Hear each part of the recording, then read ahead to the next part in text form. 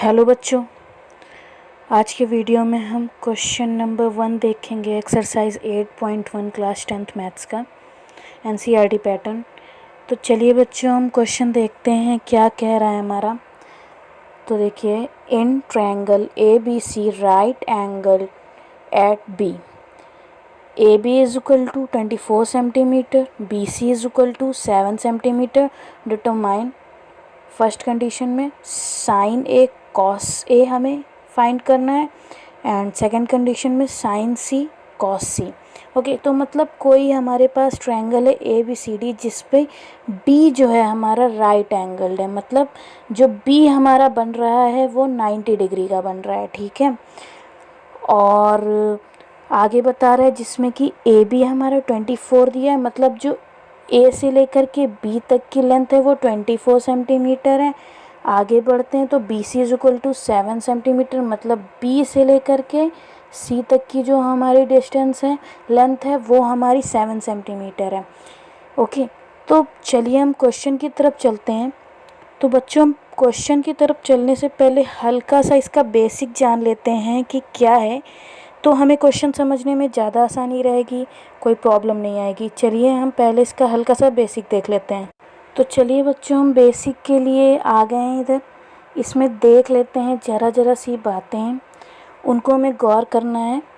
तो बच्चों देखिए, पहली बात हम ये जान लेते हैं कि पाइथागोरस थ्योरम का यूज़ कहाँ पे होता है।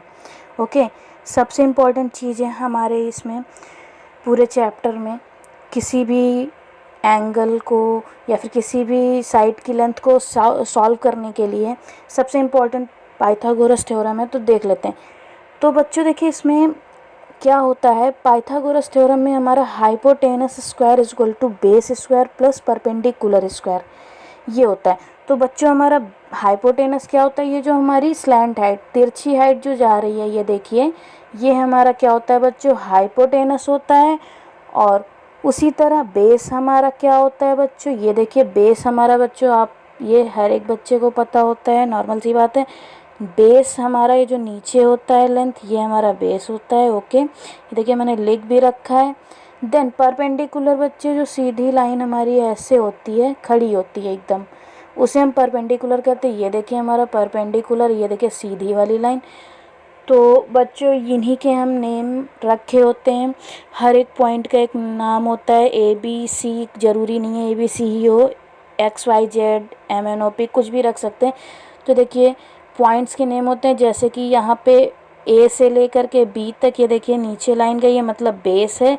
तो हमारा बच्चों बेस इसमें क्या बन रहा है, ए से बी तक, तो हम क्या लिख सकते हैं, ए बी हमारा बेस है। ठीक है, अब परपेंडिकुलर बच्चों, हमारी ये जो सीधी लाइन होती है, खड़ी होती है एकदम, वो होता है परपेंडिकुलर। तो बच्चों हम पहचान सकते हैं परपेंडिकुलर किस पॉइंट से किस पॉइंट तक है, बी पॉइंट से सी पॉइंट तक है हमारा परपेंडिकुलर। तो बच्चों हम परपेंडिकुलर लिख करके क्या लिख सकते हैं, लिख सकते हैं बी से सी तक है तो बी सी लिख सकते हैं। उसके बाद हमारा हाइपोटेनस आता है बच्चों। तो हाइपोटेनस हम देख लेते हैं कहाँ से कहाँ तक है। हाइपोटेनस हमारी बच्चों तिरछी वाली लाइन होती है, तो ये देखिए तिरछी लाइन कहाँ से कहाँ तक है, ए से सी तक है। तो जैसे हमें हाइपोटेनस कोई पूछे तो बच्चों हम बता सकते हैं तिरछी वाली लाइन हाइपोटेनस होती है। तो कहाँ से कहाँ तक है बच्चों, ए से लेकर के सी तक जो पॉइंट है वो हाइपोटेनस है। तो हाइपोटेनस बच्चों हमारा क्या हुआ, ए सी। ठीक है, ऐसे हम बच्चों नेमिंग कर देते हैं। फिर उसके बाद बच्चों सबसे इम्पोर्टेंट चीज़ होती है P B P H H B, मतलब पाकिस्तान भूखा प्यासा, हिंदुस्तान हरा भरा। अब बच्चों ये हमारे लिए क्यों ज़रूरी है, बहुत ही मज़ेदार और बहुत ज़रूरी चीज़ है। जो ये हमारा होता है पहले वाला, ओके, पी का मतलब बच्चों यहाँ पे क्या होता है, परपेंडिकुलर, क्या, परपेंडिकुलर। ठीक है, एच का मतलब हाइपोटेनस होता है, क्या होता है बच्चों, हाइपोटेनस। और इसी तरह बी का मतलब बच्चों क्या होता है हमारा, बेस होता है। एच का मतलब फिर से आप ये देखिए हाइपोटेनस होता है। पी का मतलब ये देखिए परपेंडिकुलर होता है। बी का मतलब बेस होता है। तो बच्चों इनका काम क्या है, अब जैसे ये लिखा हुआ है तो इसका काम जो है हम आपको वो बता देते हैं कि आखिर इनका काम होता क्या है, चलिए हम देख लेते हैं इनका काम क्या होता है। तो जैसे कि बच्चों हमें आ जाता है साइन कॉस थीटा ये सब फाइंड करने को, ठीक है। तो अब बच्चों जैसे साइन फाइंड करना होता है तो हम ये वाला बॉक्स यूज़ करते हैं। कौन सा? ये साइन थीटा मतलब साइन की वैल्यू पूछते हैं तो हम ये वाला बॉक्स यूज़ करते हैं, ठीक है। उसी तरह अगर हमसे कॉस की वैल्यूज़ पूछ देते हैं तो हम सेकंड वाला बॉक्स यूज़ कर लेते हैं। उसी तरह अगर हमसे पूछ देते हैं टैन की वैल्यूज़ तो हम थर्ड वाला बॉक्स यूज़ कर लेते हैं। अभी समझते चलिए बच्चों, जब आप क्वेश्चन करेंगे तो आपको बिल्कुल समझ आ जाएगा कि हम कर क्या रहे हैं ये। तो जैसे बच्चों हमसे कोई भी साइन की वैल्यू पूछ दी तो p मतलब साइन थीटा पूछ दिया अगर आपसे तो p अपॉन h आप लिख दोगे उसके सामने, ठीक है। क्यों? क्योंकि p का मतलब परपेंडिकुलर होता है, ठीक है, अपॉन h का मतलब हाइपोटेनस होता है। अब परपेंडिकुलर बच्चों क्या होता है, जैसे ये डायग्राम कोई बना हुआ है इसमें परपेंडिकुलर ये वाली लाइन हो जाती है सीधी और हाइपोटेनस तिरछा हो जाता है, ठीक है। और बेस ये होता है, आपको अभी हमने बताया। तो जैसे कि हमसे साइन की वैल्यू पूछा है, मान लिया हमारा 2 5 8 ये लिखा हुआ है, ठीक है। अब हमसे साइन की वैल्यू पूछ दिया तो हम सीधे जल्दी से गए p अपॉन एच लिख लिया। p का मतलब परपेंडिकुलर था, h का मतलब हाइपोटेनस था। अब बच्चों हमने ये लिख लिया तो बहुत ही आसान हो गया। अब हम इसकी वैल्यूज़ फाइंड कर सकते हैं। कैसे? परपेंडिकुलर। अब हम जल्दी से डायग्राम में जाते हैं और देखते हैं परपेंडिकुलर क्या है। ये देखिए सीधी लाइन होती है, क्या परपेंडिकुलर मतलब परपेंडिकुलर वाली लाइन पे 5 दिया हुआ तो क्या हो जाएगा परपेंडिकुलर 5, ठीक है। हाइपोटेनस बच्चों तिरछी वाली लाइन होती है तो जैसे डायग्राम में हाइपोटेनस पे क्या वैल्यू लिखी है 2 तो हम क्या लिख लेंगे 2। ऐसे ही हमको पता चल जाएगा कि साइन थीटा की वैल्यू क्या थी 5/2, ठीक है। इसी तरह हम बच्चों कॉस की भी पता कर सकते हैं, टैन की भी पता कर सकते हैं। सेम जैसे हमसे अगर पूछा होता कॉस की तो हम जल्दी से पहले क्या करते हैं, पाकिस्तान भूखा प्यासा हिंदुस्तान हरा भरा कहीं लिख लेते हैं, पाकिस्तान भूखा प्यासा हिंदुस्तान हरा भरा, और साइन पहला होता है, कॉस दूसरा, टैन थर्ड होता है। तो कॉस की अगर पूछा तो ये वाला बॉक्स सेकंड वाला यूज़ करेंगे। कॉस की जल्दी से हम क्या करते हैं b अपॉन एच वैल्यू लिख लेते हैं। फिर b का मतलब बेस होता है अपॉन h का मतलब हाइपोटेनस होता है, ये बात तुमको पता है। अब हम जल्दी से हमें फाइंड करनी थी इसकी वैल्यू तो बेस। अब जल्दी से हम गए चेक किया डायग्राम में, बेस ये है, बेस पे 8 लिखा हुआ तो हमने क्या किया 8 लिख लिया अपॉन हाइपोटेनस। हाइपोटेनस 2 था 2 लिख लिया। देखिए हमें इसकी वैल्यू फाइंड हो गई है। इसी तरह अगर हमसे टैन की वैल्यू पूछा होता तो हम क्या करते बच्चों, टैन थीटा लिखते हैं। हम जल्दी से कहीं लिख लेते हैं पाकिस्तान भूखा प्यासा हिंदुस्तान हरा भरा। टैन के लिए सबसे लास्ट वाला बॉक्स यूज़ करते हैं, मतलब कि कौन सा p अपॉन बी वाला। p का मतलब बच्चों परपेंडिकुलर। जल्दी से डायग्राम में गए, परपेंडिकुलर बच्चों ये सीधी लाइन होती है, 5 थी वैल्यू परपेंडिकुलर की, हमने 5 लिख लिया अपॉन b का मतलब बेस। बेस बच्चों यहाँ पे हम देखते हैं ये है हमारा, इस पे 8 लिखा था 8 लिख लिया। देखिए हमारी वैल्यू फाइंड हो गई। इसी तरह सारी वैल्यूज़ फाइंड होती हैं। तो अभी के लिए बच्चों हमारा इतना इंट्रो ही काफ़ी है। चलिए हम क्वेश्चन की तरफ चलते हैं और देखते हैं कि आखिर क्वेश्चन क्या है। तो चलिए देखिए बच्चों हम आ गए हैं क्वेश्चन पे। तो चलिए हम क्वेश्चन सॉल्व करते हैं। क्वेश्चन हमने रीड कर लिया था, चलिए एक बार और हम आपको बता देते हैं क्या क्वेश्चन करा। In triangle ABC right angle at B, AB is equal to 24 cm, BC is equal to 7 cm, determine sin A cos A sin C cos C। मतलब कि पहले हम वो काम कर लेते हैं जो इसमें दिया हुआ है। तो बच्चों जो जो वैल्यूज़ हमें दी हुई है चलिए पहले हम वो लिख लेते हैं। तो कौन सी वैल्यूज़ दी हैं बच्चों, ए बी की वैल्यू दी है, चलिए लिख लेते हैं। ए बी कितना दिया है 24 सेंटीमीटर, चलिए हमने लिख लिया। उसके बाद बच्चों हमें बी सी दिया हुआ है, बी सी क्या दिया हुआ है 7 सेंटीमीटर। अब बच्चों मतलब क्या है इनका, साफ है कि जो डायग्राम बना हुआ है वो क्या है, उसमें राइट एंगल बी, वो बी पर राइट एंगल है, मतलब 90 डिग्री का एक एंगल बना रहा है बी पर, ये देखिए बच्चों। और जिसमें कि ए से बी की जो लेंथ है वो 24 सेंटीमीटर, मतलब ए से बी तक की लेंथ 24 सेंटीमीटर, चलिए हमने लिख लिया। और बी से सी तक की कोई लेंथ है इस डायग्राम में राइट एंगल ट्रायंगल है जो, उसमें 7 सेंटीमीटर, मतलब बी से लेकर के सी तक की जो लेंथ है वो 7 सेंटीमीटर है। अब बच्चों हमें इतनी चीज़ें तो दी हैं, पर हमें इधर साइड वाला तिरछी लाइन मतलब हाइपोटेनस अभी बताया था आपको, वो तो नहीं दी हुई है। तो अब ये हमको खुद से बनानी पड़ेगी, मतलब सॉल्व करना पड़ेगा। तो चलिए, हमें मतलब कौन सी लाइनें दी हैं, ए से बी तक की वैल्यू दिए थे, बी से सी तक की वैल्यू दिए थे, पर सी से ए तक की या फिर ए से सी तक की वैल्यू हमें नहीं दी हुई है। ये देखिए, ए से लेकर के सी तक की वैल्यू नहीं दी है। अब हमको ये निकालनी पड़ेगी। अभी आपसे हमने बताया था बच्चों कि वैल्यू जैसे ही हमें किसी की फाइंड करनी होगी, क्या करेंगे, हम पाइथागोरस थ्योरम लगाएंगे। मतलब हमें पहले जो वैल्यू फाइंड करनी है लिख लेते हैं, ए से सी की वैल्यू। ठीक है, चलिए बच्चों लिख लिया। अब हम क्या करेंगे, चलिए पाइथागोरस थ्योरम लगा देते हैं। बाय पाइथागोरस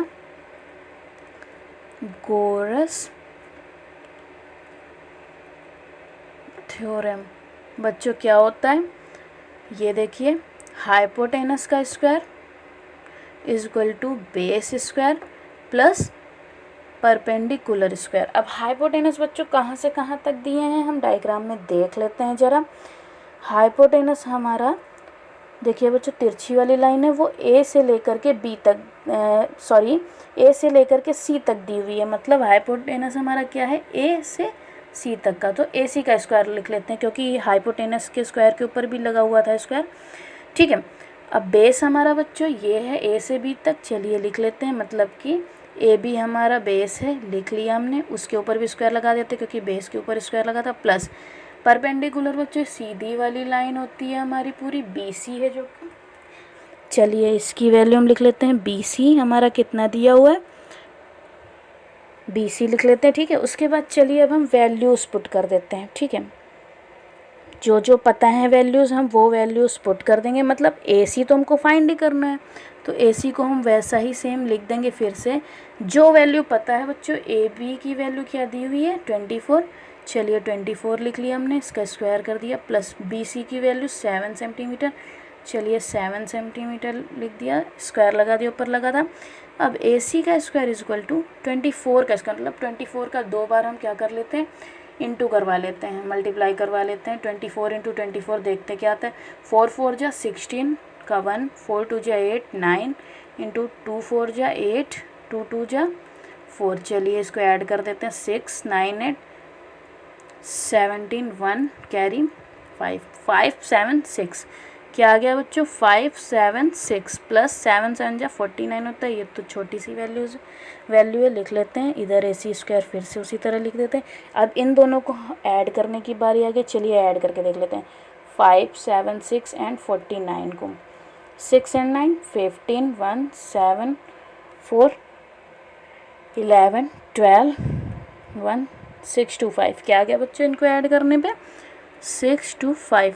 अब बच्चों ऐसे रहेगा तो ज़्यादा बड़ी वैल्यू हो जाएगी, ऐसा कोई काम नहीं बनने वाला। ए सी का स्क्वायर, इसका स्क्वायर हटा के 6 2 5 को चलिए रूट दे देते हैं, 6 2 5 को रूट दे दिया। अब मतलब क्या हो गया कि अब हमें रूट लग गया, तो इसका प्राइम फैक्टर निकालना पड़ेगा, उससे हम देख लेते हैं। चलिए 6 2 5 का है एलसीएम लेके देख लेते हैं, तो क्या आता है, लास्ट में 5 है, 5 से जाएगा, जाहिर सी बात है, 5 1 जा 5 5 2 जा 10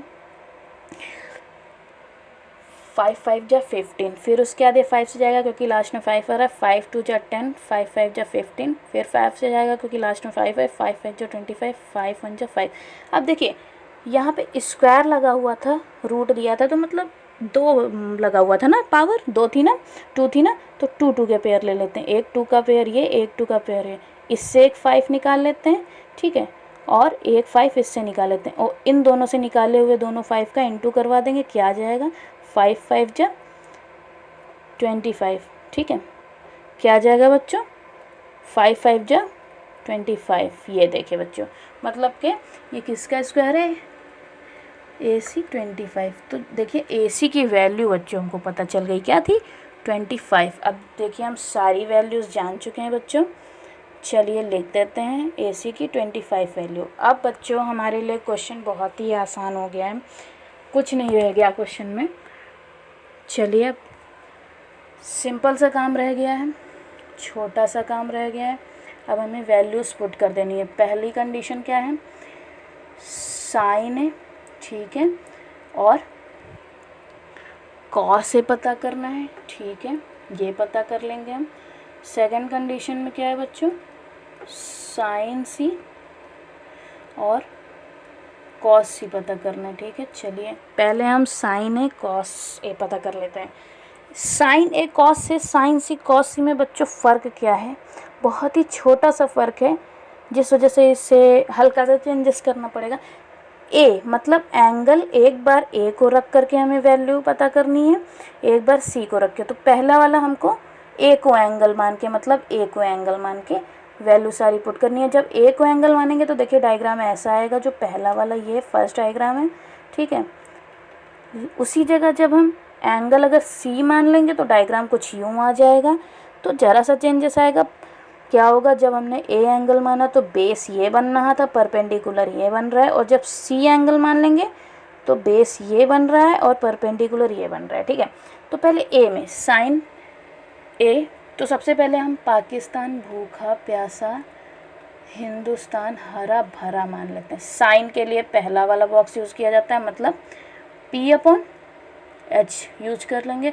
कॉस के लिए दूसरा वाला यूज़ किया जाता है बॉक्स, मतलब B/H, ठीक है। साइन के लिए पहला बॉक्स P/H, ठीक है। कॉस के लिए दूसरा बॉक्स B/H, ठीक है। कर लिया हमने, ओके। अब क्या करेंगे देख लेते हैं।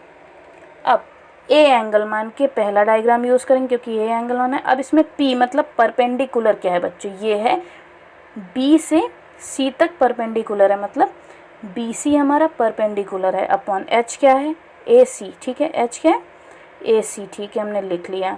आगे वाला B, बेस क्या है, AB है बेस, ठीक है, मतलब A से B तक देखो हमारा बेस है, अपॉन H तो हमारा AC है, लिख लिया, ठीक है, ओके। नेक्स्ट पे आते हैं बच्चों।